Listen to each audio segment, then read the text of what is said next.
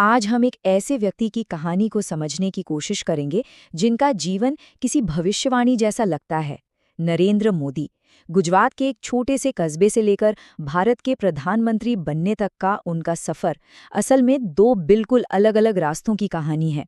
तो चलिए देखते हैं कि ये रास्ते क्या थे। तो इस पूरी कहानी का जो केंद्र है ना, वो एक बहुत ही दिलचस्प भविष्यवाणी है। जरा सोचिए, एक नौजवान लड़के के बारे में कोई साधु कह रहा है कि वो या तो एक बहुत शक्तिशाली राजा बनेगा या फिर एक महान तपस्वी।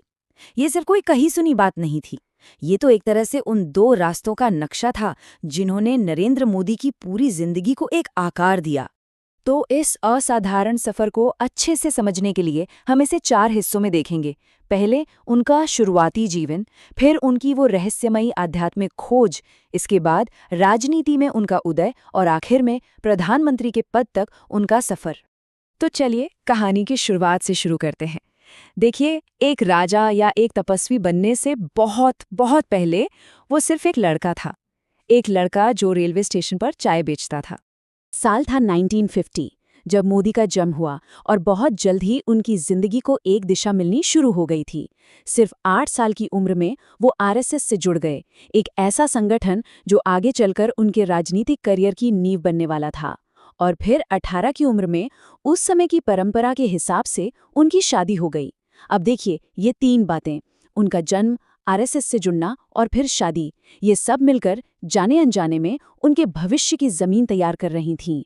तो वडनगर रेलवे स्टेशन, चारों तरफ शोरगुल, गाड़ियों की आवाज और उसी भीड़ के बीच में एक छोटा सा लड़का अपने पिता की चाय की दुकान पर हाथ बटा रहा है। ये सिर्फ चाय बेचना नहीं था, आप समझिए, ये असल में जिंदगी का पहला सबक था, गरीबी के बीच मेहनत और लगन का।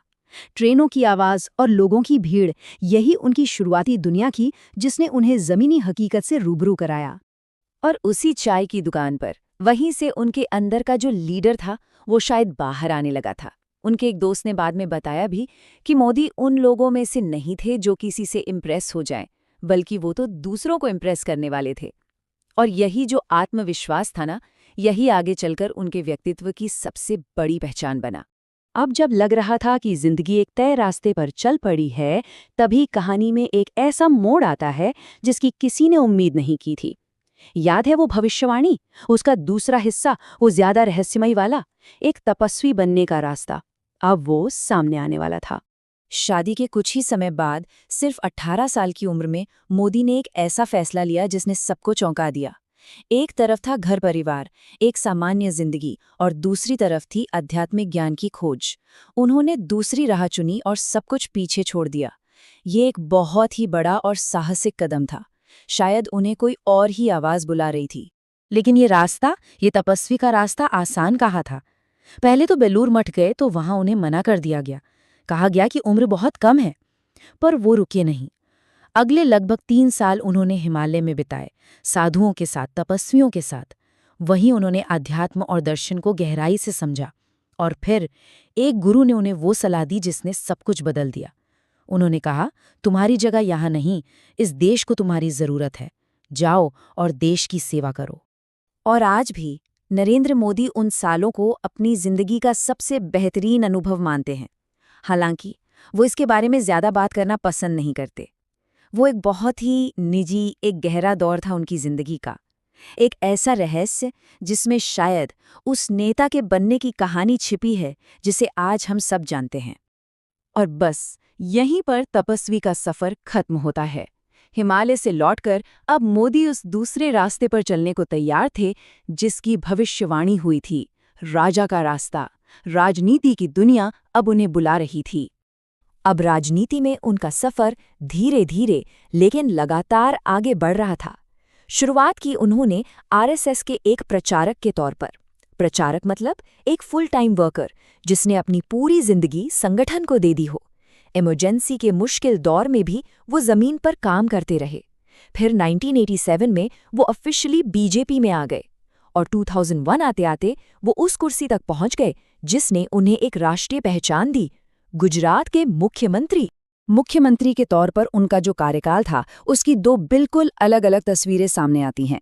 एक तरफ था 2002 के दंगों का विवाद, एक ऐसा मामला जिसकी जांच सुप्रीम कोर्ट की बनाई एसआईटी ने की, उनसे 9 घंटे पूछताछ हुई और आखिर में उन्हें क्लीन चिट मिली। तो वहीं दूसरी तरफ थी वाइब्रेंट गुजरात की जबरदस्त कामयाबी। ये एक ग्लोबल इन्वेस्टमेंट समिट था जिसने गुजरात की पहचान ही बदल दी, उसे एक बिजनेस और इकोनॉमिक ग्रोथ के हब के तौर पर दुनिया के सामने रखा। लेकिन गुजरात तो सिर्फ एक पड़ाव था, मंजिल अभी बाकी थी। अब कहानी अपने सबसे अहम मोड़ पर आती है, प्रधानमंत्री पद की दौड़। 2014 में भारतीय राजनीति की पूरी कहानी एक नंबर ने बदल दी, 336। ये सिर्फ एक जीत नहीं थी, ये एक जबरदस्त बहुमत था। दशकों बाद भारत में एक ऐसी सरकार बनी थी जिसे किसी गठबंधन की जरूरत नहीं थी, और इस जीत के केंद्र में थे नरेंद्र मोदी।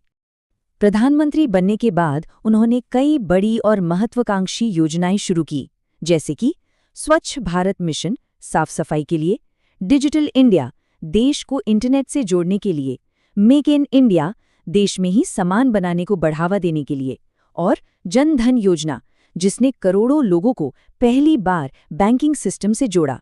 ये सब उनके भारत को बदलने के विजन का एक अहम हिस्सा थीं। और इतनी बड़ी जीत के बाद भी, उस पल में भी मोदी ने इसका श्रेय खुद को नहीं दिया। उन्होंने कहा, ये जो मोदी दिख रहा है वो इसलिए नहीं कि मोदी महान है, बल्कि इसलिए क्योंकि पार्टी के बड़े नेताओं ने मुझे अपने कंधों पर बिठाया है। ये बात उनकी आरएसएस की पृष्ठभूमि को दिखाती है, जहां हमेशा संगठन को व्यक्ति से ऊपर रखा जाता है। तो लीजिए, हम घूम फिर कर वापस वहीं आ गए, उसी भविष्यवाणी पर, तपस्वी और राजा। तो क्या ये दो अलग अलग रास्ते थे, या फिर एक ही सफर के दो पड़ाव? क्या हिमालय में मिली शांति ने ही उन्हें सत्ता के शोरगुल के लिए तैयार किया? ये सवाल नरेंद्र मोदी की कहानी के दिल में है। एक चाय बेचने वाले लड़के की कहानी, जो दो बिल्कुल अलग दुनियाओं से गुजरकर एक देश का नेतृत्व करने तक पहुंचा। वाकई सोचने वाली